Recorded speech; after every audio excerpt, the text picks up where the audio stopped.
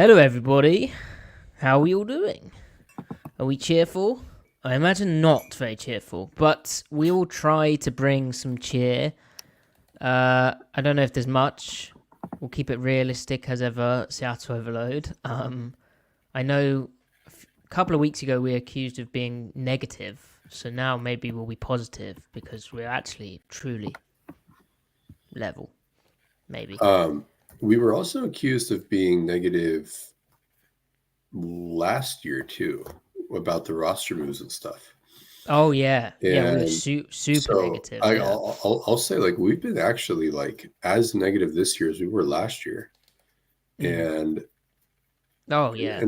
I do find that interesting because people try to parse agenda. I mean, we certainly have it. Like, I mean, we're pro Pete in general, like not just specific to any given year, but I mean, but like I think like we've been very, I think anyway, very fair to Macdonald along the way. A lot of our like what is perceived as pessimism, in my view, is like preemptive defense of him because like we're saying this could happen and it's not necessarily his fault. We don't know it will happen, but if it does, it's not necessarily his fault to an extent because we're just matching up what Baltimore had, what Seattle has, and to see what Seattle has does that satisfy what he had at Baltimore. It's like no, it doesn't. And look at the results. So it's like let's not. Speaking for myself, let's not get too hyped up when you know the criteria doesn't necessarily warrant it because you just end up hurting yourself. Which you know, as a fan of sports, I do that to myself all the time, getting too excited, you know. But this is a Matty. Did you watch the Seahawks game today? Did you watch any football today? I watched loads of football today. Oh, did you really? Yeah, I did. Yeah. I'm not really a football guy. Oh, that's cool. Do we have a preamble topic, or should we just do the thing? Have you watched any? I can't do that right now. Anyway, hit it, Matty. You can't. You're too sad. He's quit, chat. No, I'm He not doesn't have sad. it in No, him. He doesn't have you'll it find in out, him. bro. You'll He's find weak. out. You'll find out. Yeah, I'll shock you. I'll shock He you. can't do it. I'm ready to cope, baby. He's not built like that. Oh god, I clicked the wrong thing.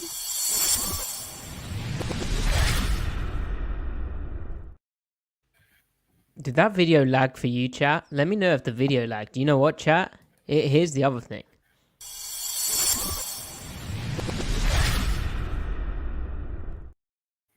Looks like we've got a laggy video on our end. But if the intro video lags for you too, chat, I can only apologize for the technical issues. It wasn't lagging for me, so. Oh. Well then. Alright. Welcome to the Seattle Overload podcast, where the Seattle Seahawks have lost their 6th home game of the season. They've fallen to 4-5 on the year. It's a 1-5 losing streak. They've gone from top of the pile in the NFC West to bottom of the pile. Oh, brother. That's no good. Griff, this was a really, crazy game against the Rams, a 26-20 defeat, a 1-score loss. Yeah. We have so much to unpack here. Like, there's so many things which were just a mess, and then there's some things which were a mess that we probably have opinions on, where we will hopefully offer interesting insight for the listener. And then there's also some positives right at the end, which we'll try and finish on. And the Seahawks head into a bye week with lots to do. But yeah, Griff, take it away. Where do you want to go? You know, as I was walking my dogs after the game, I kind of let the game sit and ruminate a little bit. And given where we're at, like the context of the season at this point in the season and everything, stuff that has come before it and everything, and given this loss, I actually feel fairly good about the loss, the nature of the loss. Now, obviously, when you lose a game, that still affects your win-loss column accordingly. So there's no escaping that part. But the nature of how the game goes is way more important than as far as predicting future wins and losses than the actual result, the final result of the game. And I feel like there was enough from this game on both sides of the ball that there's an optimistic take that they could finish the season here 5-3. And I'll get into reasons why as the podcast goes on. Now, 5-3 means you're 9-8. You need to win 10 games and win a tiebreaker to get into the playoffs. So I do think with this loss, the chances of playoffs are done. Well, someone tweeted the at Seattle Overload Twitter account. Make sure you get your tweets in there. Someone tweeted it saying, Griff, kind of reminding everyone that you had actually said that if they lost this game, they would not be within a shot of the playoffs. So, right. So I might think that's still true. Okay, so let's answer their question right away, and then we'll talk about why you've just said what you just said. Where do they go from here? Like they're going into a bye, and as a fan of the team, as fans of the team, what are we hoping to see if there's no hope of a playoff spot anymore? And that's, I guess you're saying that because the NFC West, everyone's on top of them? Because it's still close in the NFC West, Griff. Yeah, but they're 0-2 in the division, which doesn't help. But right, I mean, it's a clusterfuck, the NFC West is right now. But demonetized. Pardon my language. Pardoned. Where do you go from here? I mean, I feel like this was an invigorating game. The defense. So I mean, overall, like the run defense had a great game. Yep, Rams held to Kyren Williams 22 carries, 69 yards. That's a 3.1 yards per carry average, right. And Blake Corum stuffed for a -1, so that's a really good performance from the run defense. The pass defense. I mean, Stafford's EPA was decent. His yards per attempt was low-ish. I think as Stafford, just isolating Stafford and not what the defense did to him, I think by Stafford's standards, he had an okay game. But just looking at Seattle's pass defense and just isolating their role in that, I think they had a competent game in pass defense after multiple games of not even being competent. So I think that the defense kind of found itself. I'm pretty intrigued by Coby Bryant. I can't wait to watch his tape. I think he might be an actual safety now. That's massive positive. I mean, there was the big hit which they threw a flag, and if they'd actually called that as a unnecessary roughness or pass interference or whatnot, and a first down and maybe a spot foul potentially, well, it would have put the Rams in kind of territory to kick the game-winning field goal, wouldn't it? But I'm glad they picked that up because that was textbook technique, right. near shoulder, head out of the way, targeted. I should say aimed for the receiver's chest, and it's a play a defender has to make, and that was a physicality. I mean, even Jonathan Vilmore on the broadcast was remarking about the noise that made. That was such an exciting play from Coby, and he almost had a pick, like, oh my gosh. He almost had a pick tracking a Stafford throw from the post and breaking all the way to the numbers, right. Which is an impressive rangy type play. It's exciting to see him getting on the field, getting playing time. Kayvon Wallace went off with an ankle injury, which that just creates more snaps for Bryant. And good for him. So I guess that's a positive. And as you said, Griff, the defense overall seemed very effective. There's a couple of points, like negatives, that we can dive into in a bit more detail. But I was so impressed with how the defense performed. And it really was a proof of concept in that if they're able to stop the run and able to perform better on first and second down, Macdonald, as he has all season, will cook on third down. And they did some nasty things to Stafford pressure-wise where he's just like dead. And they're not settling out. They're not sending the house. They're just doing free rusher stuff like Macdonald's done. I felt he actually, in a way, outcalled Sean McVay, and I know McVay was disappointed. Agreed.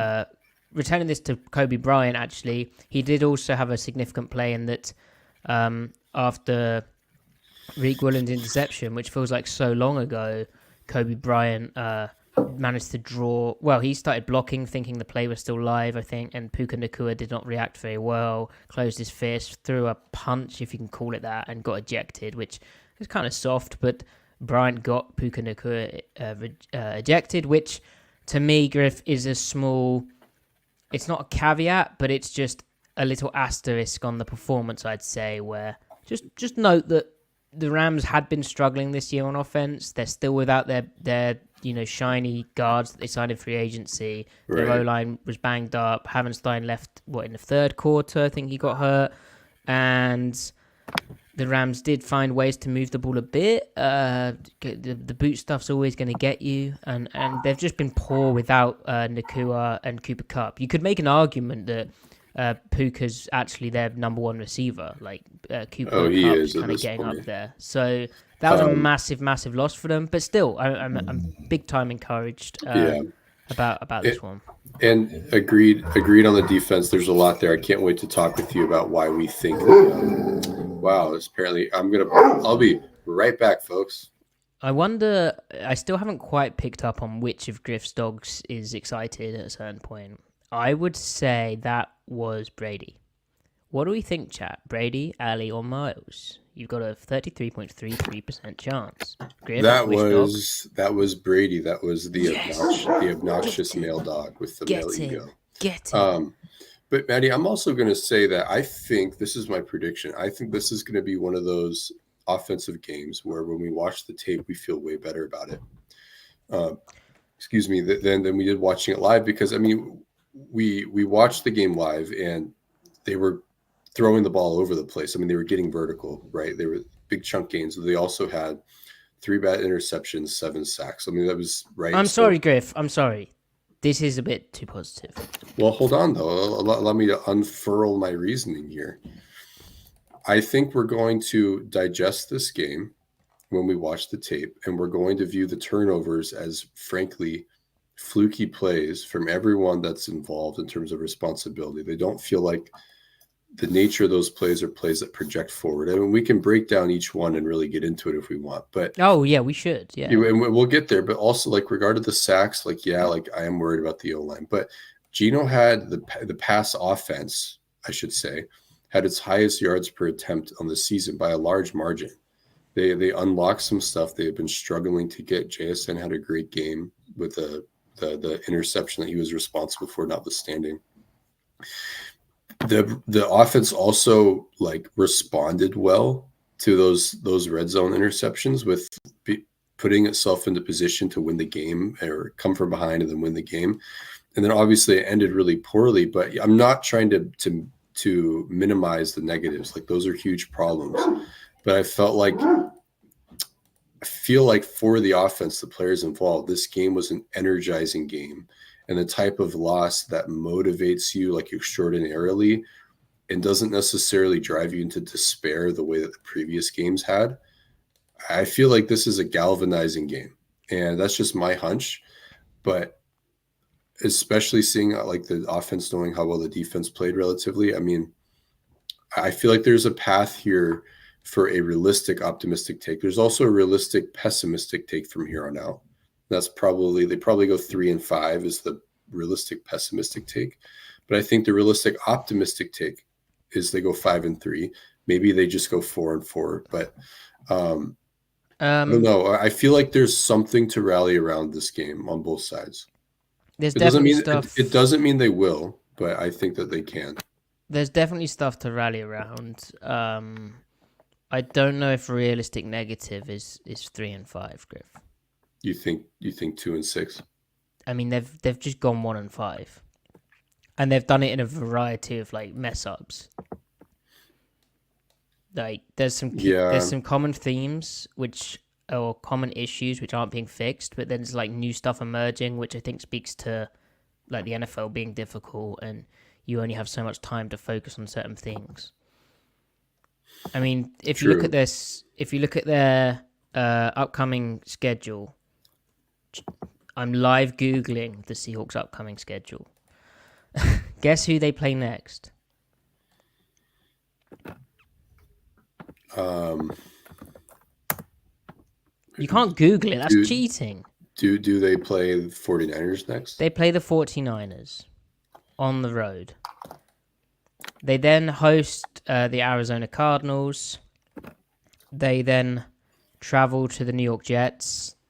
They then travel to the Arizona Cardinals. They then host the Green Bay Packers. They then travel to the Minnesota Vikings. That is brutal. The Jets are Yeah, even but looking like they might have worked some stuff out, although I think Seattle's defense matches up well with their offense. But that's a very tough stretch. And this is a team which has gone 1-5, and there were shoots of progress in this game, I think, for the offense as well. Just like, that sounds like a ridiculous statement, but I just look at the fact that right here, I'm looking at 107 rushing yards off 33 carries, but how many of them are influenced by... Does that include the bad stuff? The snap over the head? um, that gets included in the EPA. Excuse me, I don't know Okay, about. the basic box score. Anyway, Hmm. I felt that, again, there was more of an attempt to run the football. Again, there was more of an Early attempt on, to yeah. balance. Early on. Again, there was a bit more formational diversity. And so they're showing signs that they're trying to do some things.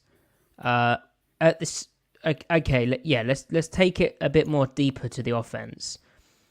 You mentioned the offensive line giving up 7 sacks, and I think most of them were not coverage sacks. I think they were like O-line just getting beat, particularly that right side of Anthony Bradford, and where it was George Fant, he left very early with a recurrence of the knee issue, which is not a great sign.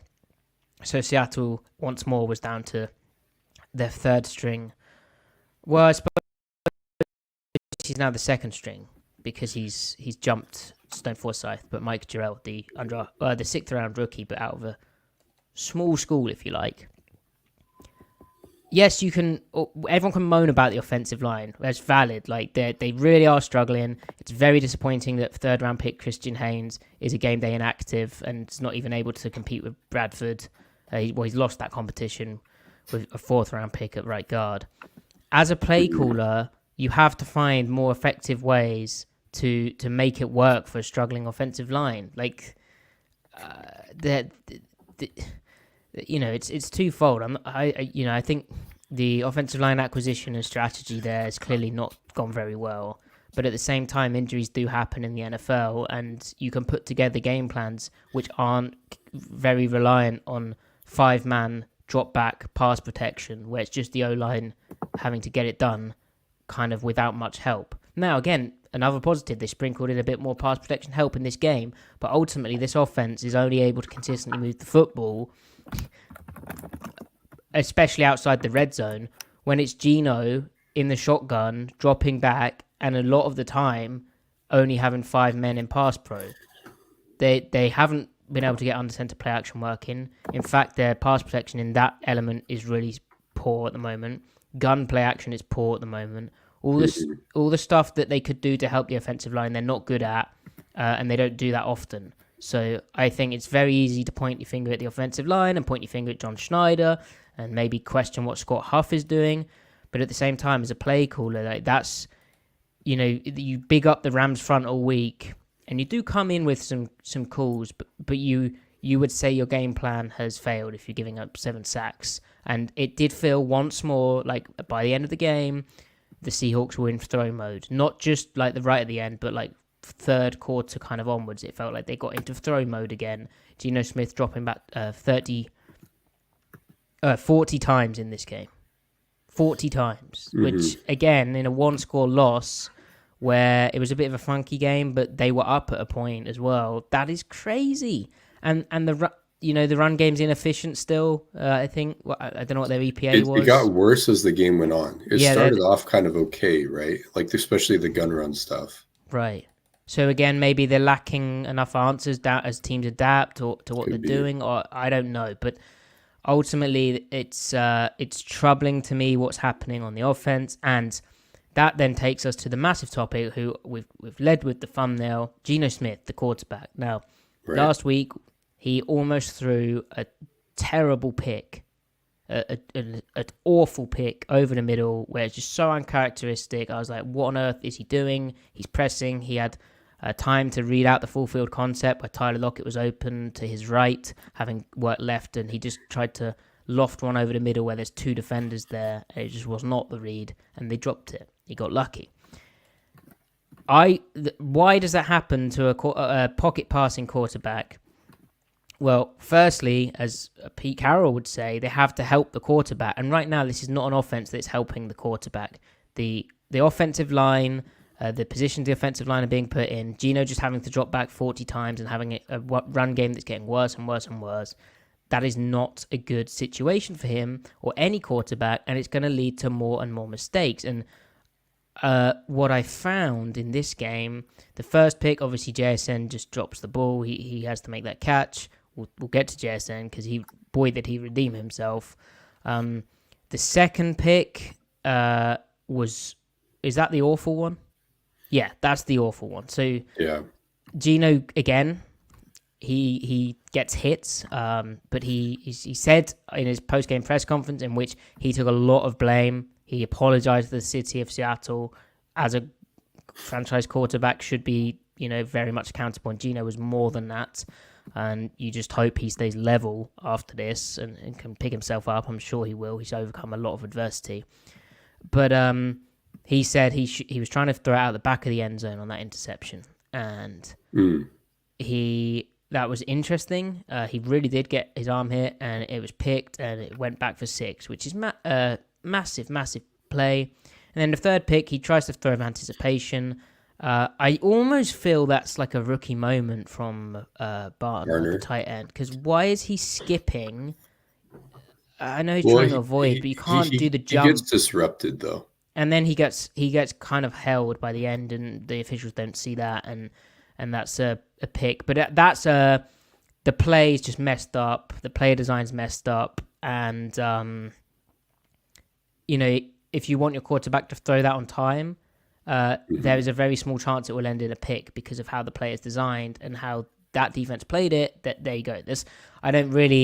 It's like a robotic read when it plays out like that for the quarterback. Like any quarterback in that situation ends up throwing that pick. Is my belief, unless they're playing so shy that you get concerned in the other way.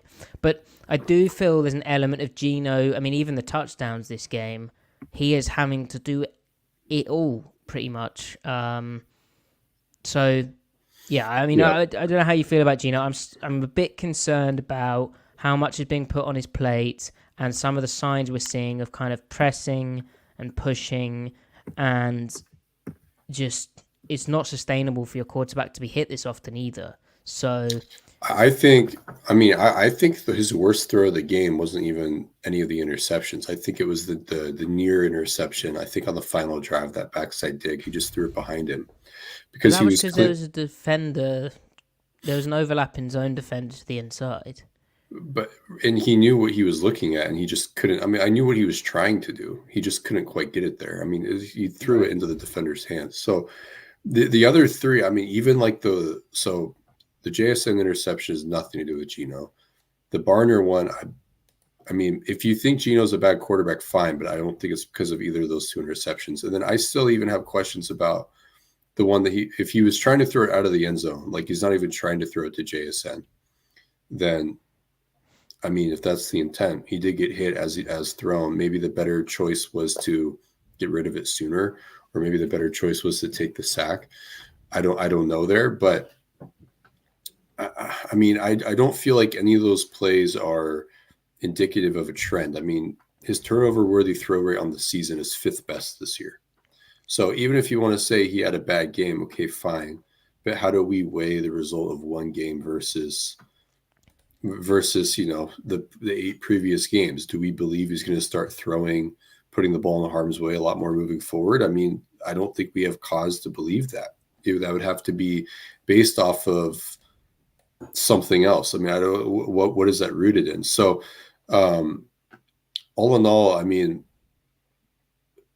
I don't think this was like a good Geno game per se, but I don't think this was a disaster game by any stretch. A lot of it was circumstantial, and to me, regardless of whoever's the quarterback on the team right now, I mean, what can be expected with the O-line right now? The sacks are not on Geno. Maybe he could have gotten out of some of them by throwing the ball away, but he also avoided a lot more sacks as well. Well, and just the balance of the offense.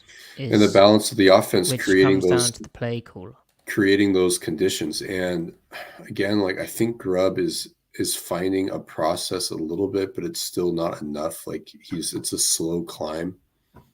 Yeah. And we kind of talked about this, during the offseason, but the one given concern of the Huskies offense trying to apply it to the NFL are, how sustainable is it when you're not hitting shot play after shot play? And how sustainable is it when you offset your shot plays with small ball stuff, your singles that can stretch into doubles, but your singles don't stretch into doubles in the NFL at the same rate as they do in college. So what is left then? And, we're kind of finding that out, that there isn't necessarily enough meat on the bone of the design of the offense to like sustain the structure that you're talking about. So I don't know. I mean, again, like when I let the game kind of just settle in my mind, I don't have a different view of Geno at all this game. So, and I feel like this game, whatever your preconceived notion or your preformed opinion of Geno is before this game, I don't see why this game would change it, positive or negative. If you liked Geno before, if you didn't like Geno before, and that entire spectrum of Geno opinion, this game wouldn't move the needle for me.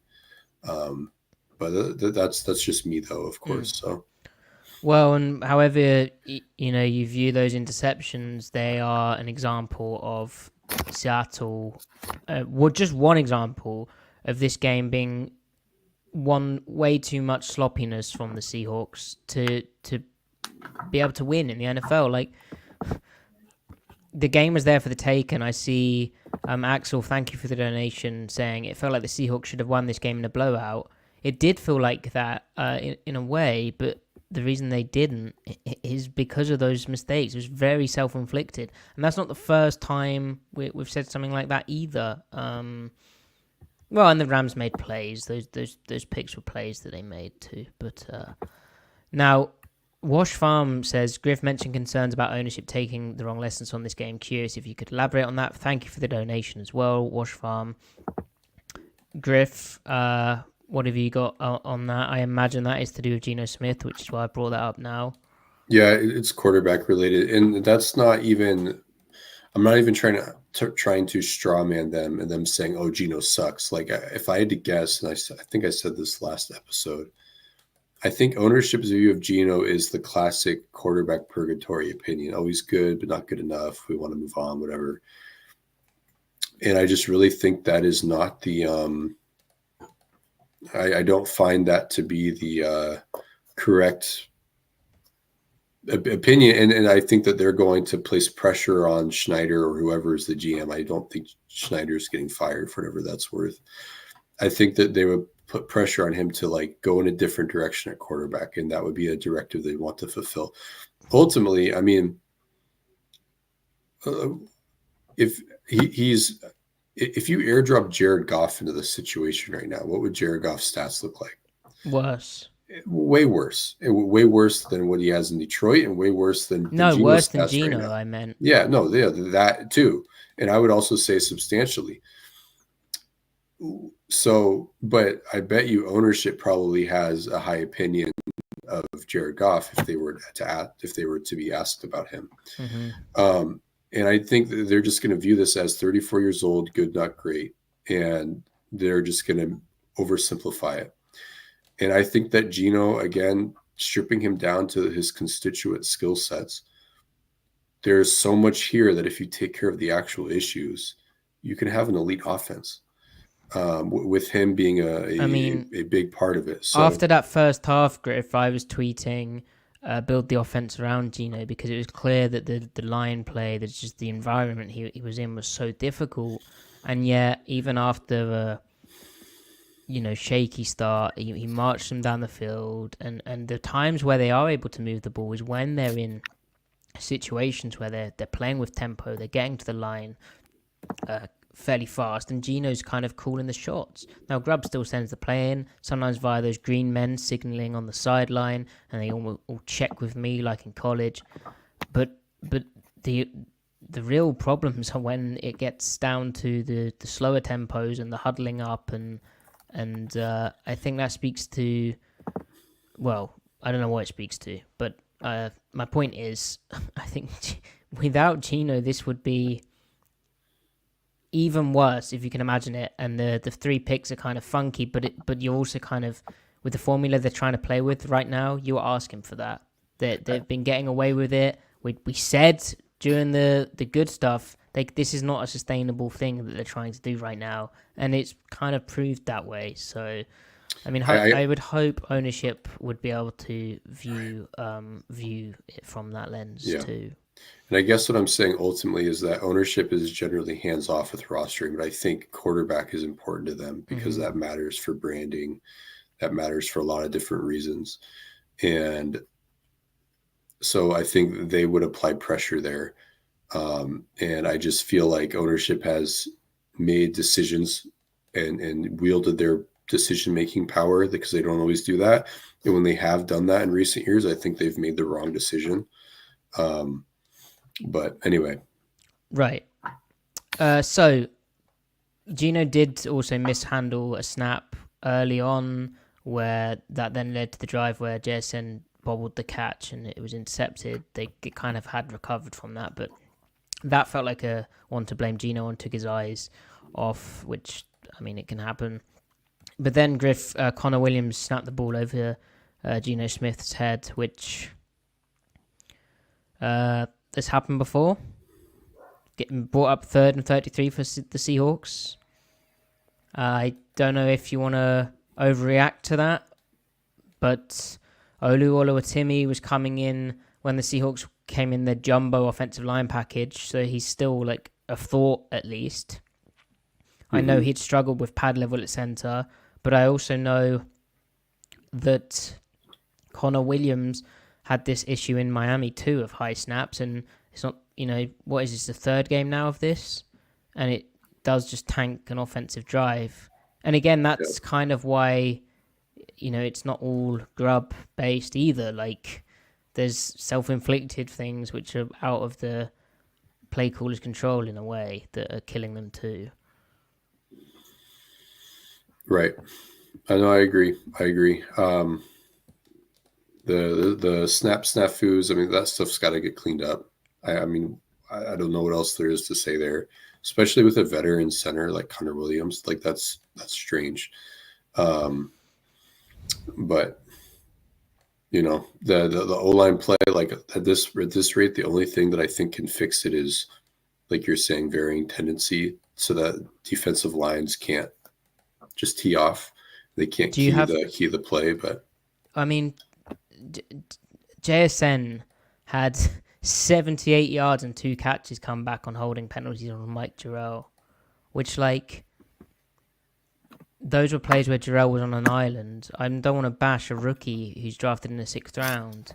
There's stuff you can do to help him, and they did that stuff kind of later on, but it felt like you could be a bit more proactive there and get ahead of the issue. But I don't want to be too nitpicky. I think it's a valid critique, though. Right, so rest of the offense, Griff. Well, actually, no. Let's go to some decisions. So, with all that said about the offense, Mike, after marching down the field and it felt like the Seahawks were going to win the game, and Geno throws to JSN on 14 yards for a touchdown.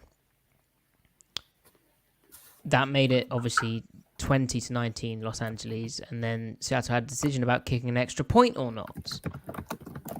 Griff, given their decision to go for it on 4th and 1 in overtime when they had the first possession and they could have kicked a field goal, which means, well, it would have meant nothing anyway. But would you have gone for 2 at the end of regulation? Because surely the mindset, if you're going to go, why not go for 2? I'll tell you why. Because it's 1 yard longer than 1. I'll play the odds because Geno Smith is one of the best game-winning drive go-ahead situation quarterbacks in the league, and I would rather live to fight another drive, which they got into the red zone. Yeah, right? But you also what if you lose the coin toss? True. Well, I mean, Drake Thomas has 100% coin toss record There you go. after today. So for the Seahawks. Yeah, I found that slightly odd. But anyway, then how about going for it on 4th and 1 in overtime, Griff? Like, just based on the decision, did you like that? Because yeah, definitely. Because if you take the field goal, 3 points, and then Stafford goes and scores 7, that's exactly why you got to go for it. So I mean, really, it's but with how the defense had played to that point, I get Stafford it. hadn't done anything for. I mean, they scored 7 points in the second half, and that was a very early touchdown. I get it. I would say go for it. So right, and they had been moving the ball 7 plays, 33. Is that I can't read. A long drive, 6 plays, 33 yards before the 4th and 1. And then Griff, how about the actual play call where they line up in a jumbo look, basically goal line personnel. As I said, Olu comes in as an extra lineman, and they run it to Kenneth Walker. Thoughts on the play call and the play on the 4th and 1 run? Yeah. Yeah, I mean, I've said this before, and I got to remain consistent. I don't like nitpicking individual play calls like that. I mean, they loaded it up. They had a but not all play calls are equal, right? Like, that's very high leverage. I think you don't need to nitpick it, and it's a play that they've all said they felt really good about, but at the same time, it wasn't just like unlucky, like it got absolutely demolished. Agreed. And because I mean, either you're running the play that you're telegraphing, or you're running some sort of boot. Yeah. I mean, there's nothing else to run there. That's why I hate it. That's why I absolutely hate it. They had not been winning the line of scrimmage, especially the previous two. I mean, those 2 quarters. That whole philosophy of football, where you like go heavy and you're like, we're going to run it on 4th and 1 from like to the running back under center. That is basically Stone Age. Well, I'd say this though: conversion rates 3rd and 1, 4th and 1 under center are still really highly. No, but I'm talking under center with the heavy formation, screaming. It's either going to be that type of run, or it's like play spread action. them out a little bit. Yeah, like. I mean, what I would have been if it could have gotten a do-over. Yeah. Frankly, like I would have thrown it, or I would have RPO'd. What's also really embarrassing about this was RPO from a shotgun would have been a thing. Anyway, what's embarrassing though is on 3rd and 1, which I think was a gun run. Yeah, it was. They got stuffed too, so they couldn't get 1 yard in 2 plays to win the game. And ultimately, whatever you think about, going for it, not going for it, if you can't get a yard in 2 plays, then you don't deserve anything. So, right? No, I agree with that. Like as a philosophically, you know what, Matty, and I'm not usually a vibey guy, right? I don't like to go off vibes, but I will say though, in spite of everything that happened, all the hijinks and everything, the vibe I got was the way the offense kind of responded throughout the entire game. I feel like they showed a lot of grit as a unit. And I don't feel like this team has had grit at all on offense. I feel like Geno's had it, but it hasn't been harnessed and focused the right way. The bad plays weren't like Geno frustration plays, like forcing things. It wasn't like that. I feel like think? No, I don't think so. You don't think the pick 6 was forcing? You think that was just taking too long to get rid of it? I mean, forcing, but not forcing the same way of like, screw this, I'm fitting it in there. You know what I mean? Like, it didn't feel like that. It was well-intentioned, just... I mean, like, all the bullshit that happened in the first half with the snaps and the JSN interception, I mean, they were clued in, and I suspect, like, they're in a good state mentally. And Geno's comments after the game, like, taking way more responsibility than he needed to, that's him trying to be a leader, yada, yada. Mm-hmm. I feel like that they're going to respond to this loss well with the subjective stuff. Like I said, I've seen good signs as well from the play caller in the like some of the intentions with like bit more diversity in everything, like play type, protection schemes, run game. All that stuff, but Well, I guess that's quite a positive spin on the offense. I mean, If you remove all the 10, 3 picks and the holding, Geno has like 550 passing yards and 6 right. touchdowns. So it's all rosy. And I've said this before. I've said this before about opposing offenses too. So this isn't just me trying to see silver linings or whatever, because I've done this for and against the Seahawks with regard to their offense and their defense. Yards per attempt is always a good measure of the capability of an offense, like the raw ability of an offense. 10.4 yards per attempt, and then the stuff that was called back. I mean, like still, like that's a potent. If anything, that's a potent, talented offense. Still, again, Okay. there's a lot of fuck ups that you got to clean up, but And the massive encouragement from this game, and there's still no DK Metcalf, but wow, Jackson Smith and Jigba, 7 catches for 180 receiving yards, plus those 2 catches for 78, which came back, 2 receiving touchdowns. He redeemed himself after that early play over the middle where he knows he needs to catch that. He kind of snatched at it. Griff, that was an extraordinary performance where, I mean, really, I'd kind of questioned his ability to separate downfield, kind of track the ball on some of those things consistently. And I don't know who the Rams were matching up on him. I mean, I know they're not the most talented DB group. At the same time, he was the clear threat, and they couldn't get rid of him. Like, he kept coming back and back and back, and that was a kind of almost a succession game of Tyler Lockett, you could say. He kind of became the guy. So this is massive. Like, it's so exciting. Like, he was doing kind of everything. Like, it was the vision. Yeah, agreed. The Jason had a great game. A lot of those were one-on-one situations, and it was cool to see him win those.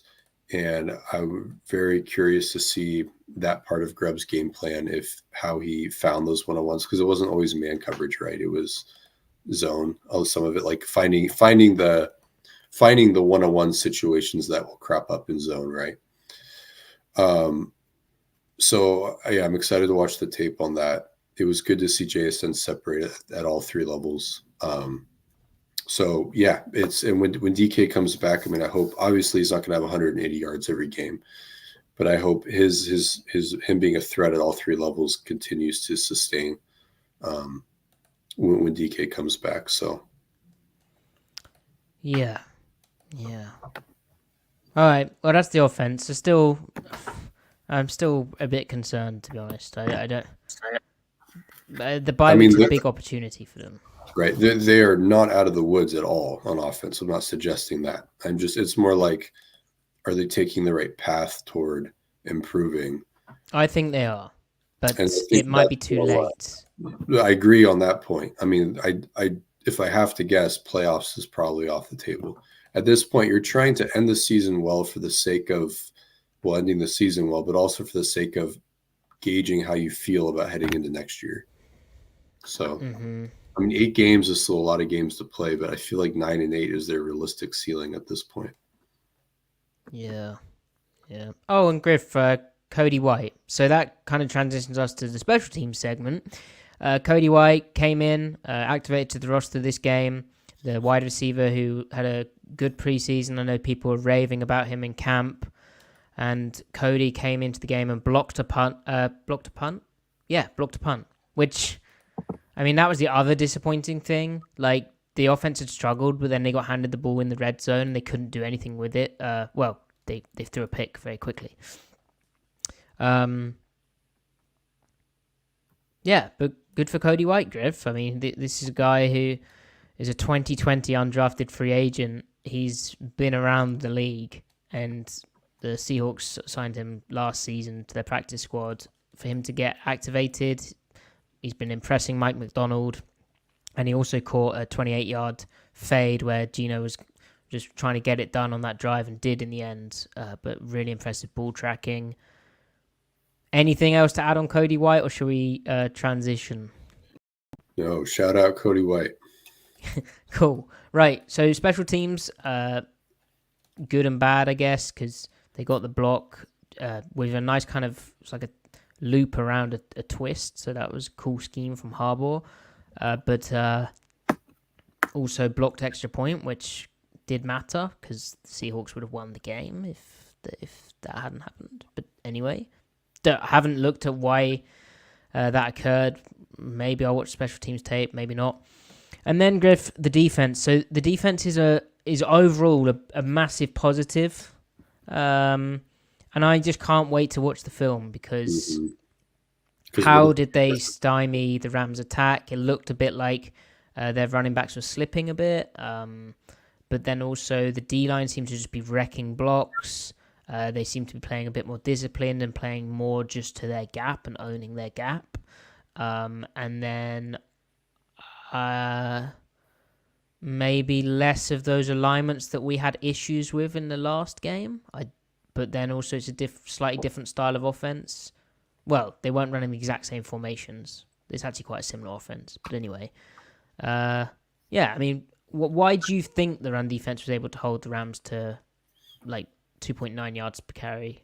Well, so there is one objective thing that we noticed. It seemed like there was less 2-eye play, more one technique play. Yeah. One gap, power stepping, one technique play.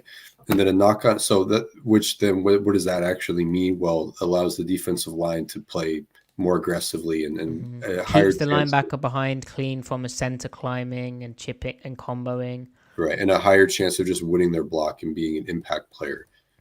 Directly, and because you can be impact players at 2-eye, but it's going to be like more indirect if it look works. like more bear as well. Like it could have been three tech, like power stepping guys either side of the nose as well.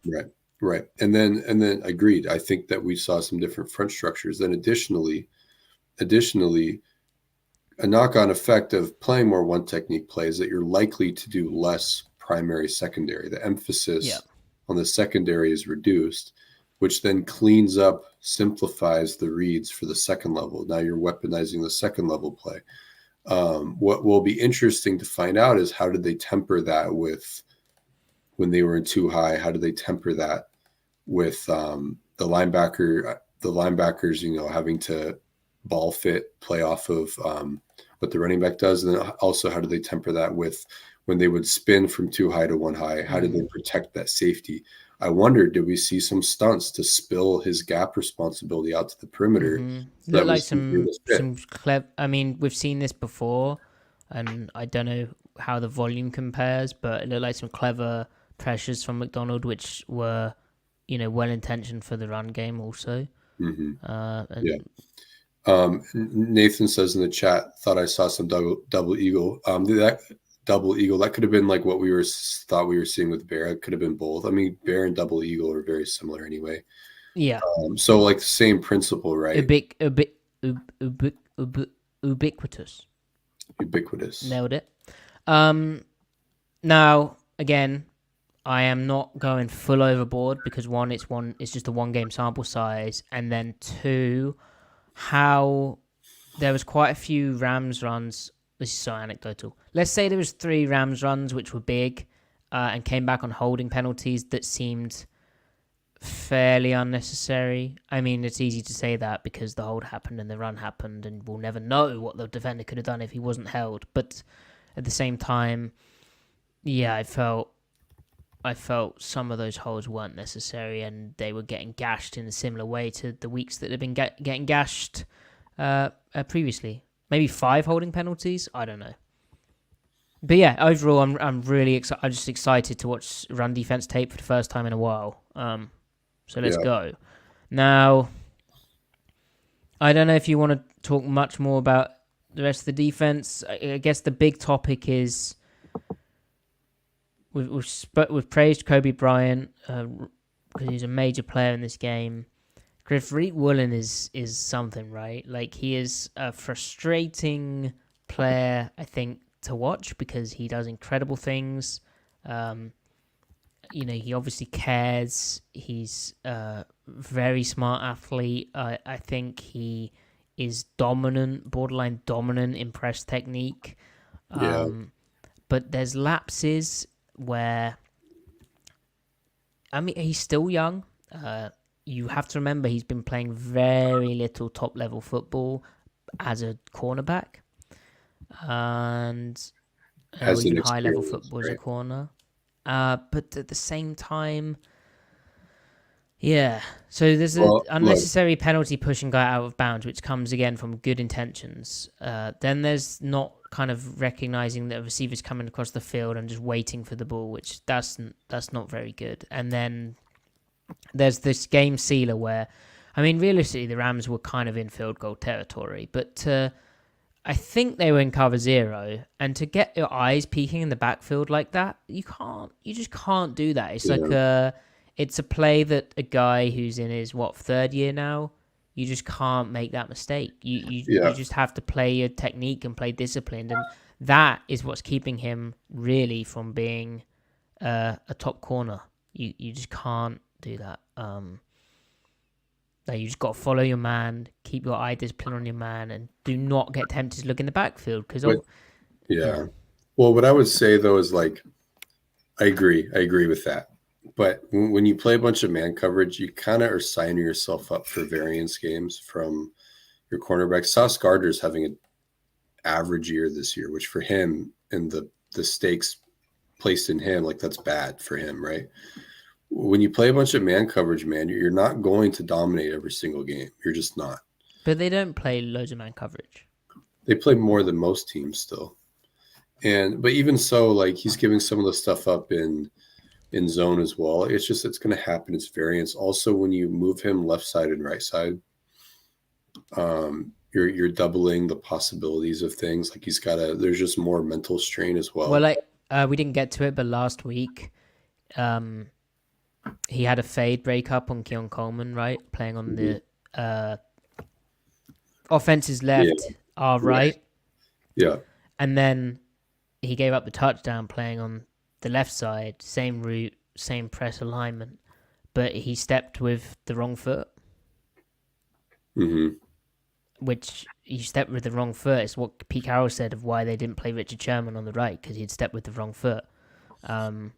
He was used to playing on the left. So yeah, they're treating him like the guy. He's definitely improved his technique and stuff. I think that is what is disappointing about that last play. And again, we don't want to get hyper focused on individual plays, but that was quite important. And it's just, we know he could be like the best corner in the league. We also know he could be like a top 10 corner. And when he makes a mistake, which is like just bottom percentile bad mistake, like that takes no talent to have eye discipline. Agreed. So like, it takes coffee or maybe something else. I guess how I feel about Woolen is I'm not worried about him because I think this is kind of who he is from here on out. Like, well, that's frustrating as hell. He's going to be a frustrating player if that is who he is. He's going to be a frustrating good player. I mean, you know who's also a really frustrating, good, valuable player? DK Metcalf. I thought we were going to... Well, what about corner? What about frustrating corners? Riq Woolen. What about Trayvon Diggs? Is he good? Yeah. Oh, God. Yeah. I don't think well, that's what you've just described. Frustrating good corner. No? But is Trayvon actually that good, though? Yeah, I don't know. So it's. I think we just kind of have to embrace the roller coaster. I mean, obviously, if the bad starts to outweigh the good, then you kind of recalibrate how you view it. But I think I'm so interested. He's been a good player. Yeah, sorry. Yeah. No, go ahead. I am so interested to see how does Mike Macdonald approach that type of stuff? Because I think for him that'd be very frustrating. Well, I know, like, if I was calling the play there, I'd be like, how the fuck have you just done that? Like, you're so good and you've just ruined everything for us here. And, like, just a straight, like, yeah, like, against everything we've coached. Obviously, Pete would be, like, loving and forgiving and preach competition, but preach, I don't know. Anyway. Yeah. Well, I liked McDonald's comments. Yeah, and let's talk about that, Griff. So McDonald afterwards, in the press, so he's consistent, the same guy still, earnest, sincere, pretty like honest with the reporters, I felt, and he was even like was talking to the fans and saying, they're trying to get this right, basically saying how he felt bad about it. And I think that's big time encouraging. Like, he's still himself. It's not a disaster. He's got so much on his plate. Yeah. You could maybe point to coaches letting him down a bit in other ways. Like, he can't control for everything here. I got the sense that he was invigorated by this game. And maybe that's just me, but he was almost like, sorry, audio just came out. He was almost like brimming with like expression that he was trying to bottle up, because I think he's actually, like, as a competitor, frustrated, but I don't think he is. I think he's like, man, I want to go coach another game right now. Like, I want to play again right now type of thing. Maybe that's me projecting, but I think he came away from this game thinking like they got a chance to be better than they've been, at least. I don't know what that amounts to, but I mean, this team can go 5-3 the rest of the way, and that doesn't mean they will, but I still think that's within their grasp, and that's what they gun for, and that's what they need to try to, create. So, yeah, well, it's like, I'm not going to sit here and say, oh, they can go 4-2. Like, that's not going to happen. Like, playoffs are off the table unless something miraculous happens. I'm not there, but there's always an optimistic view and a pessimistic view, and there's realistic versions of each of those. That doesn't mean one is more likely than the other. I mean, it's probably more likely they go 3-5 than they go 5-3. I'm just saying, well, the path is there for 5-3. I don't believe the path is there for 4-2 or 5-1, but the path is there for 5-3. So, okay. I mean, by all means, Matty, disagree. Like, what's your view on that, and Mike and everything where he's at and all that? Well, I'm just interested how, when we do our previews of the rest of the games, I'm interested in how many games you pick the Seahawks as a winner when it actually comes down to it. Yeah, I'm really intrigued by the Cardinals games, because the Cardinals won did today. the Cardinals lose today? No, they won. Oh dear. Oh dear. My gosh. The Bears defense is really good too, dude. They blew them out. So the Cardinals could win the division. And the Cardinals can run the ball, and they also have QB run threat. And they use play action, so which keeps the defense less exotic. Oh dear. So, yeah, I think realistic negatives 2-5, given all the context, Yeah. Yep. And that's what, again, we said it last week, but and we've said it before. I'm excited to see like who steps up, who crumbles, who rises to the challenge. I mean, like, guys like Coby Bryant are rising up. JSN's just out there playing. Geno, for all you could say about him, ultimately he put the team in the position to win the game after all of that crap. Nearly threw a fourth pick, which would have probably been like a catastrophe, just a complete mess. But luckily, I didn't have them. Yeah, like, guys are responding, and as Griff said, there was visible grit, and Mike Macdonald kind of harped on seeing like resilience from his team again and being pleased about that. And also coaches, like, is the offense actually able to figure this out? So, honestly, I know it's frustrating, but we said at 4-4 it can get worse. It did. But actually, that performance was better, minus like the bad plays, the very specific like small bad play sample size, which obviously kills you. Mm-hmm. I think that was a better performance than the Bills game, and there were signs of improvement on issues that they've been having, which speaks great about everyone. And yeah, it could still get worse from 4-5 record-wise, but I think we're seeing signs of progress. Griff, what else do you want to say, mate? I mean, We didn't talk about Ernest Jones. He looked pretty good, Yeah, he did. other than dropping the pick, but the coverage looked pretty snazzy. He had one epic robot fail. Oh dear. Yeah, but Yeah, other than that would that, never happen to a certain JB. I'll be curious to watch. I'll be curious to watch the tape for that. Right. Okay, because we want to know like what was real from this game, right? I really hope that the tape confirms the broadcast vibe on the defense. McDonald said they changed some things schematically, and they also stripped some things back. We'll be excited to see what that is. Yeah. Right. Let's deal with the kind people who've given us money. Ben, in terms of big picture, today was great defense. Maybe if their weaknesses, offensive line, is so bad to outweigh the strengths, a new GM will have to address it. Is John Schneider got to go, Griff? Is he out? John Schneider out? I don't think that he will be fired. Mm-hmm. I don't know. I mean, look, he's been drafted. No. Imagine you're Jody Allen.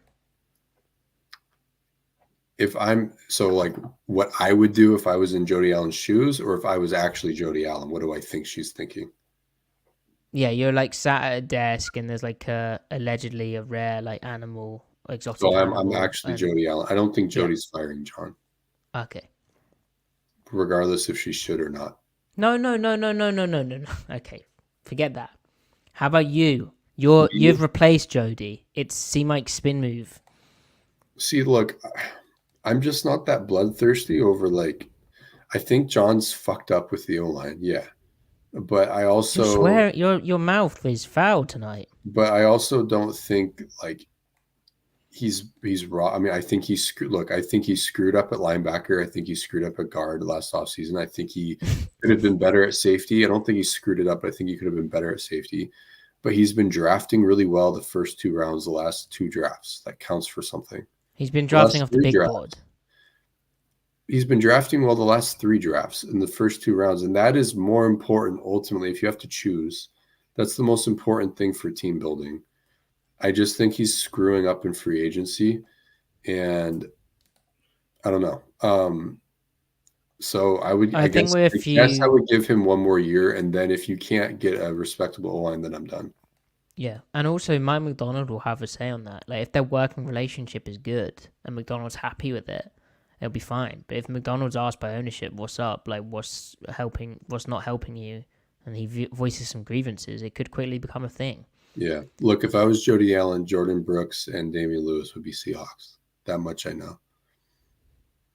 Would Pete Carroll? Dude, if Pete was, you could not look. Pete views Jordan like the way he viewed Cam Chancellor. You could not pry Jordan Brooks. People need to understand Pete Carroll's obsessed with John Schneider. I mean, no, Pete Carroll's obsessed with Jordan Brooks. You're obsessed with Jordan Brooks, you freak. If Pete was still the coach, Jordan would. I'm not talking about. I'm just saying if that were true, like Pete wouldn't have let Jordan walk out the door. Axel saying Riq Woolen was robbed of a second INT. Axel, thank you again for another donation. That so much happened in this game. What are you talking about? The offense pass interference, which didn't get called. I don't remember that. Anyway, Jordan. Thank you, Jordan. My questions about Geno Smith are 1, leadership when it counts the most on the field, and 2, is it worth extending him given the state of the team and his age?